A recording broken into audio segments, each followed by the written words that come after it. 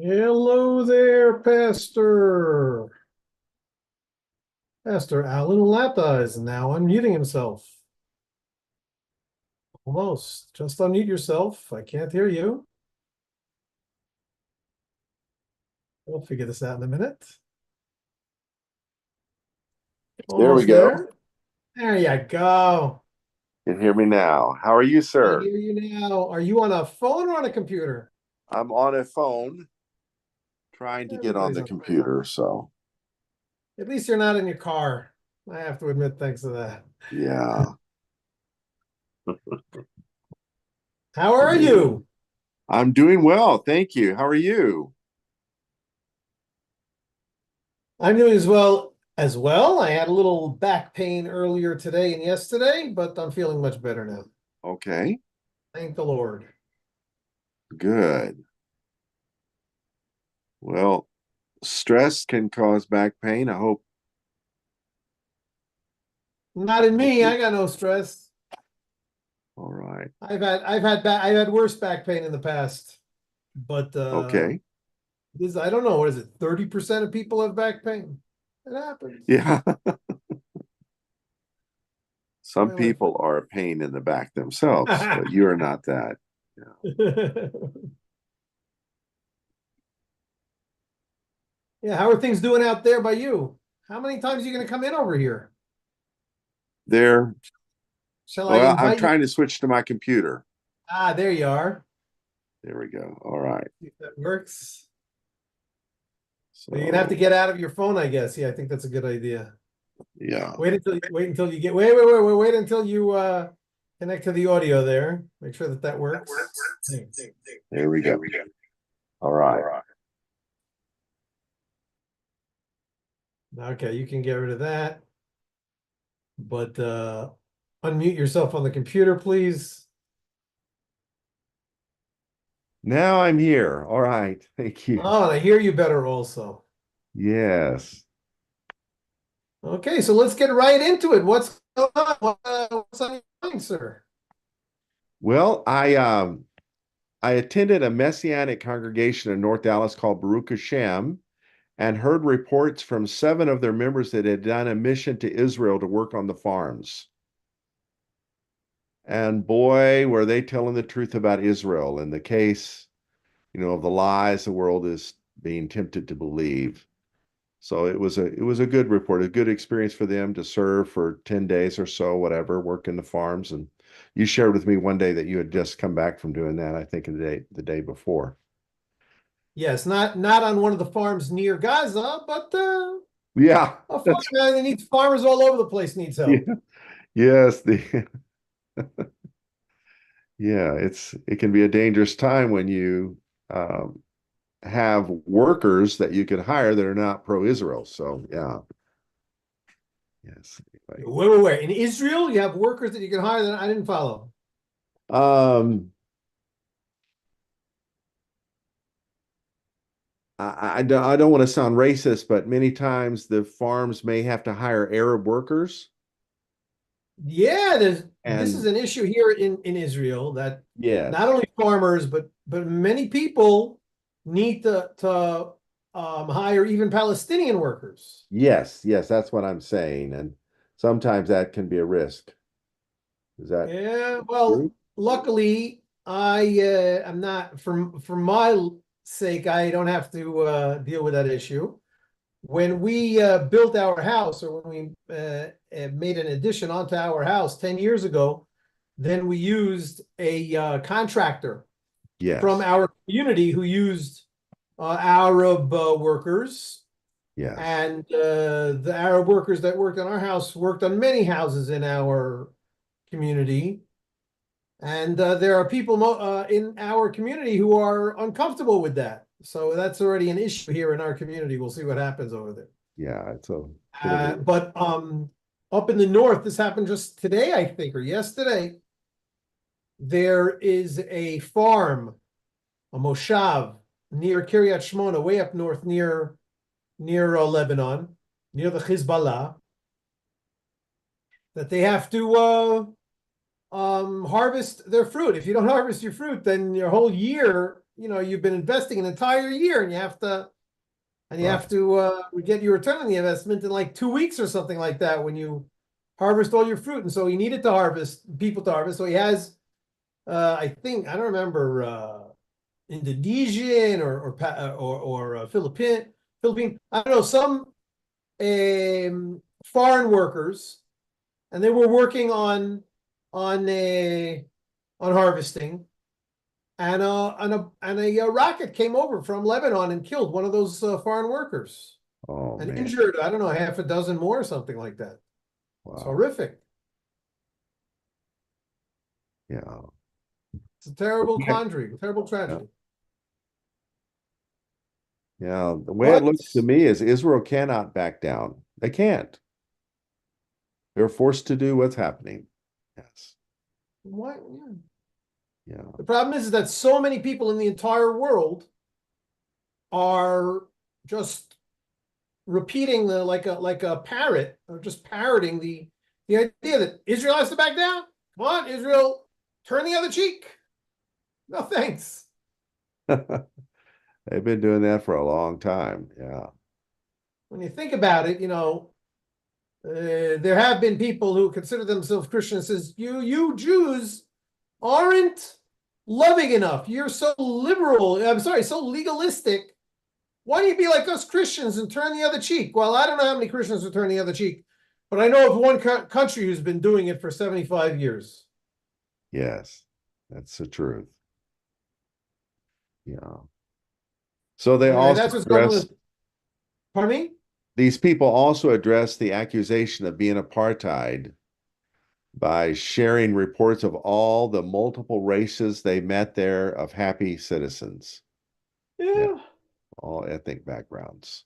People just want to accuse Israel of all the horrific things that they can dream about, and just put it out there on social media, and otherwise maybe smart, maybe not smart people just fall for it, hook, line, and sinker.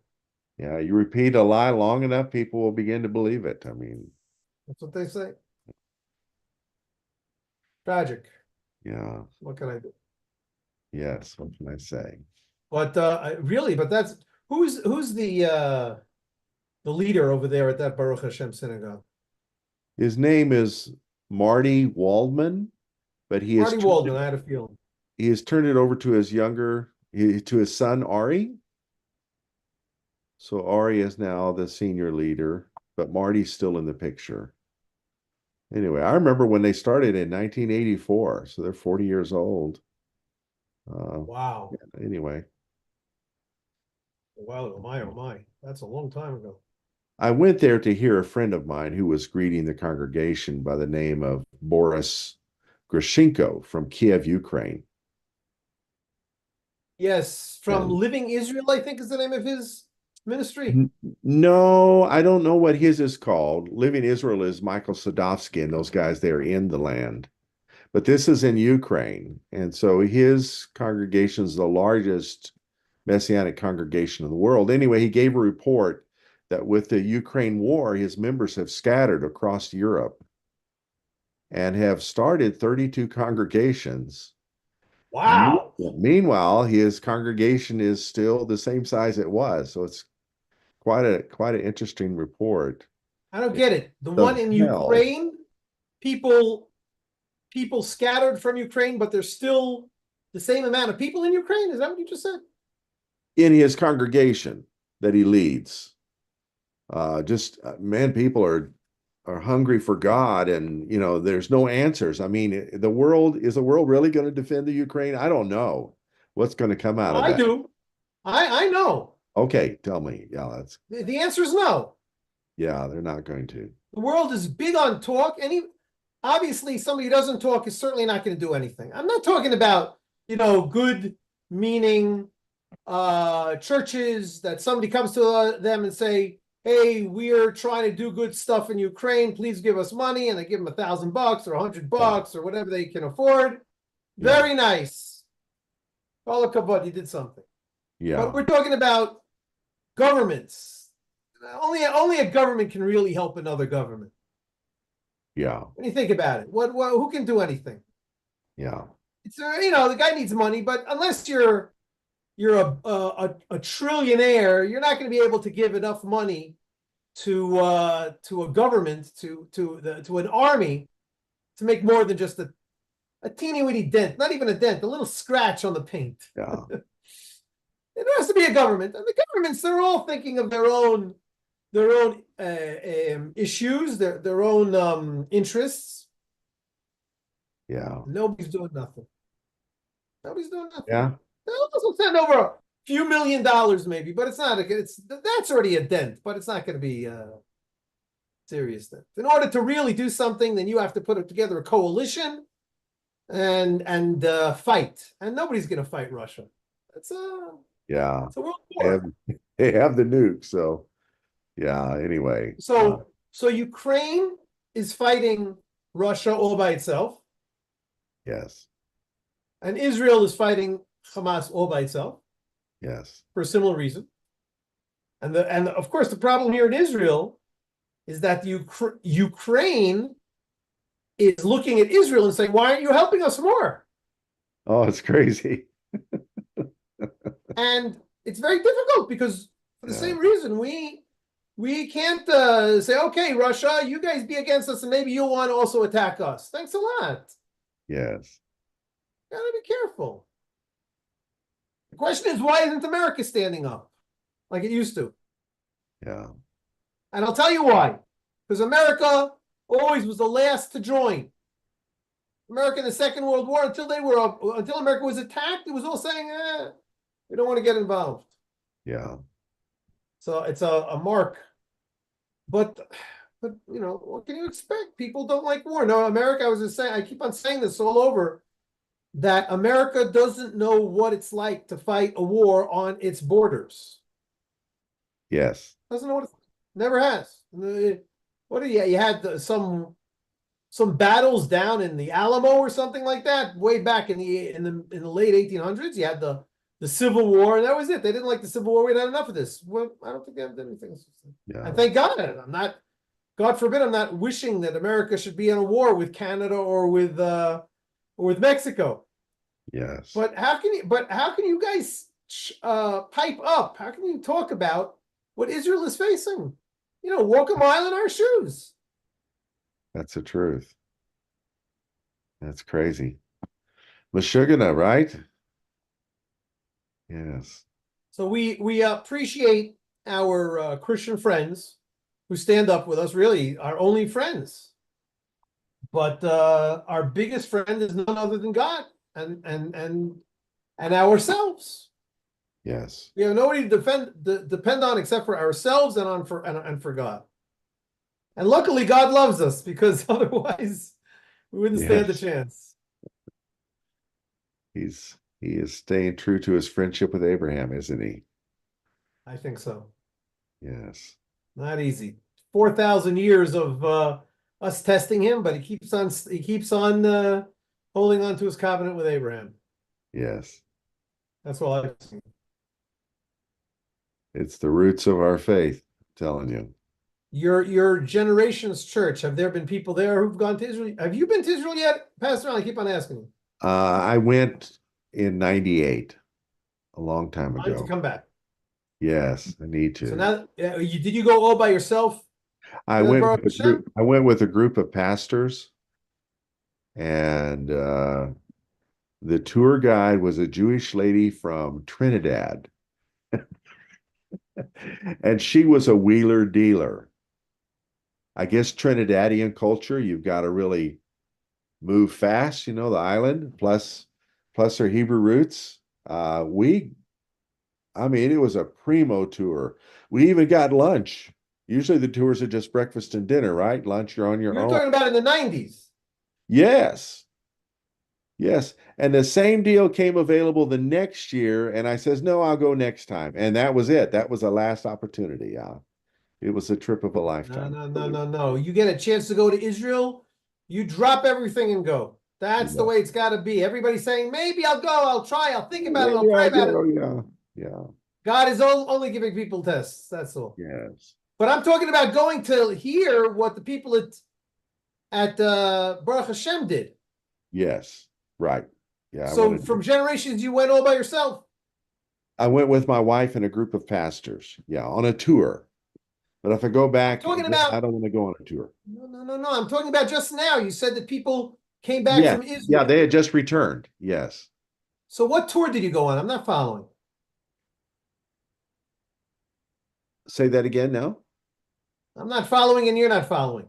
You went to Israel in the In late 90, 90s in with a tour 98, guide from Trinidad, yes. And the next year she had the same deal but you of didn't go. for me to go, But the I'm not same talking about that pricing. at all. I'm talking about you said that you just went now, a few weeks ago or last week. No, the group from Baruch Hashem did. Yes, I didn't go. But you went, didn't you go to Baruch Hashem in order to Yes, hear the report? I went to Baruch Hashem to meet Boris Grishenko and I heard the report. Yes. So did you go by yourself to hear Boris Yes. Grishenko hear the report? Yes. Who's on first? Yes, I Gosh. went by myself. Yes. So all those people from Baruch Hashem from Dallas or Plano or wherever they Yeah. are. Yeah. They had a small group of people that went. So And why didn't you invite those small group of people to come and speak to your church? that would be good. That's a good idea. Yeah. Yeah. Good idea. Okay, there you go. You heard it here And first. we have Ann too, you know, Ann Stacy. Yeah. Was she here? I don't think that she was here recently. No, no. But yeah, we need to hear from people that have been there recently. Yes, that's true. Anne invites and hosts people who have done that. Yes. So I don't know if you've had any of her people come over to your church, but you got to, man. Yeah, that's a good idea. Next time I come, Bezrat Hashem, I am coming in May. Now, I don't know if I'm going to be able to come on Sunday morning. I don't think I will. Because Okay. I've got one Saturday. I'm going to be in New York for my niece's wedding. And Okay. another Saturday, I'm going to be in Florida for that same niece's Sheva Brachot wedding party a week later. But I Oh, won't be able to fly into Dallas just to speak at your church on that Sunday morning. yeah. But, and frankly, I'm not even sure if I'm going to make it to Dallas because right now I don't have any anchor in Dallas. There's something that's going on a Friday before on, I think, May 1st, I think, or maybe June. No, what comes before May? No, May 31st and June 1st. Okay. Not sure, but even that's not for sure yet. But if I will be in Dallas, I will be delighted to come and speak to your church, even on any some night, whatever night that I'll be there. And even if it ends up just being you and one other person, Yeah. if that's the only people that you can get to come to hear from somebody from Israel. Okay. You know, whenever I come to Dallas, I certainly come to Ann's. Yes. And she often has, I don't know, she often and it's not just me, you know, she always, and I think that I met you the last time I was there. You probably came. Not then, and some other time. Yeah. But I don't know, besides you, how many people come to your church that go to Ann's place? Her deal is kind of a regional. It's way beyond just Granbury. So some people will drive an hour or two to go to her house. So she No, no, really no, no, no, no, back no. in the region for Israel. Your church, generations, Yes. right? A few people go from generations. Yes. Right. So I want to bring Ann or Ann's guest, the Okay. generations. Okay. You know what they say? If Muhammad won't come to the mountain, let the mountain come to Muhammad. You know what they say. Yes. Well, So we I'm not had bringing Muhammad. I'm bringing you Isaac instead, or yeah. Israel. Years ago we had Moshe and Leah from Very Itamar nice. came and did a Sunday afternoon, 2 or 3 hours. Yeah. Wow, how many Yeah, people it was showed up for that? wonderful. It was wonderful. We even recorded it. I'll send you a link. Yeah. How many people about do you think showed up for that? You remember? Oh, 50 people, I think. Very good. But I would think more now because the interest is, So I'm not coming next week. And again, be in touch with First of all, you should be in touch with Anne and Bemet. Tell Anne every time that somebody comes from Israel to speak by her, grab them to speak by your place also. Yeah, that's a good idea. Very good. Okay, you got any questions for me, sir? Yeah, yes, just one little verse in Isaiah 4, the verse that says 7 women shall take a hold of one man. It's a prophecy. I would love to see um, your thoughts on that. Uh, Let me in bring that it up day, here. 7 women shall take a hold of one man. One moment, please. Let me get the verses here. 1 second.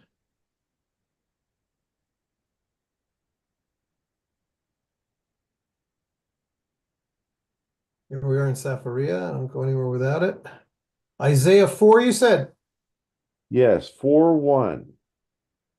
The very first verse. And that day 7 women will take hold of one man, saying, we will eat our own food and wear our own clothes. Oh, let us be called by your name, take away our disgrace. Okay, so I will, again, totally out of context. Yes, Totally out of context, which is not the right way to do things. right. But I just recently finished studying the daily page of Talmud on the tractate that deals with marriage contracts. Okay. And in the very old days, and maybe not so very old, for women to not be married was a big deal. You had to be married in order to be able to survive. Right. So if you had 7 women who were not married, and even if they had enough food to eat, they didn't know what was going to happen the next day, and it was just embarrassing to be unmarried. So they said, we don't need anything from you. Just let us be married to you. Okay. But what does that mean? Let me try to see the verse before that. Again, it's a little hard to see in this. Let me take a look in my handy dandy handbook over here, the top the Bible. Isaiah 4, 1 second. Oops, 1 second.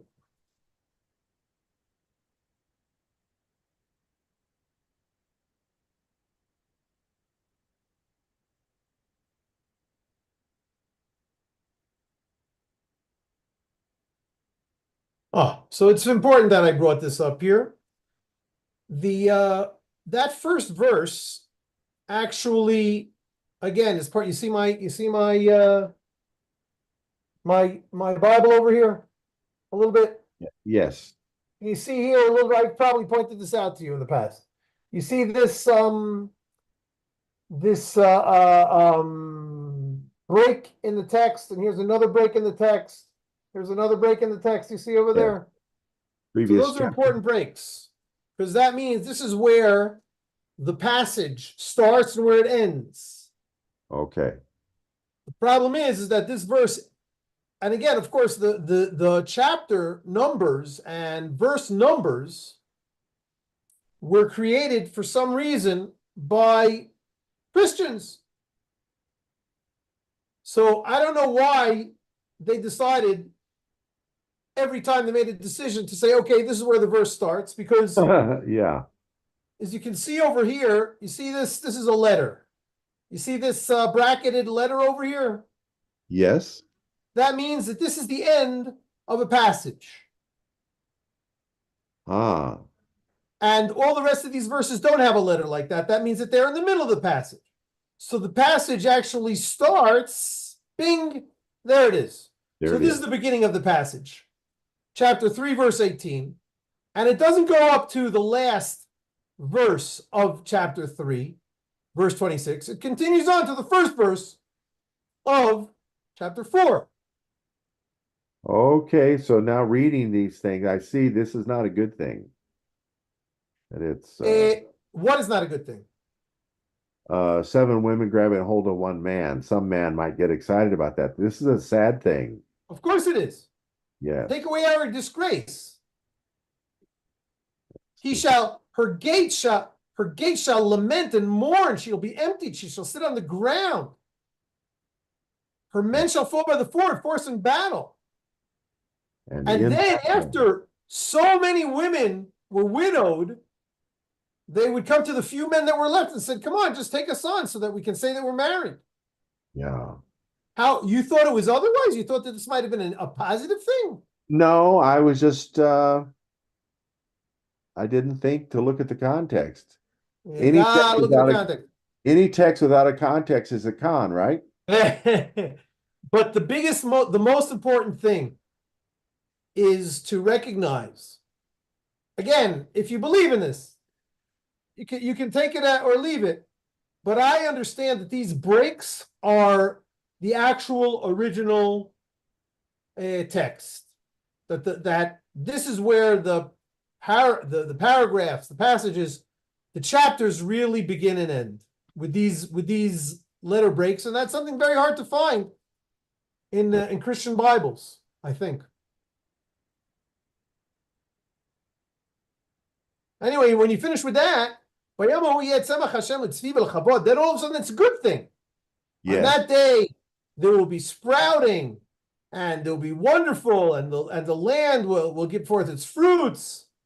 Then we're already moving to very positive stuff. In other words, after we hit rock bottom, then we're off to something good. Yes, that's good. But I can't understand why this verse was connected to that chapter. Well, there are 25 commentaries of it. Yeah, they should have started chapter 4 with verse 2, yeah. Exactly.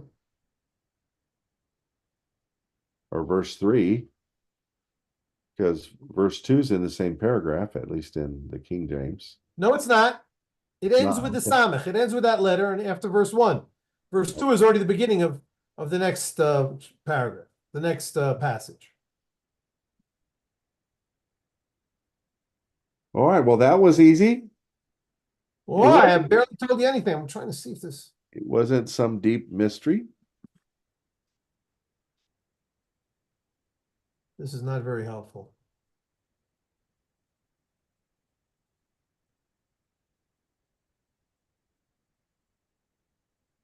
One second.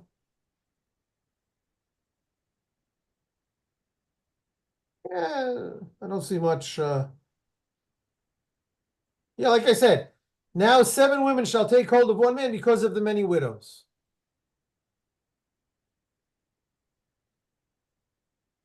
All right. We got the main idea here. Yes.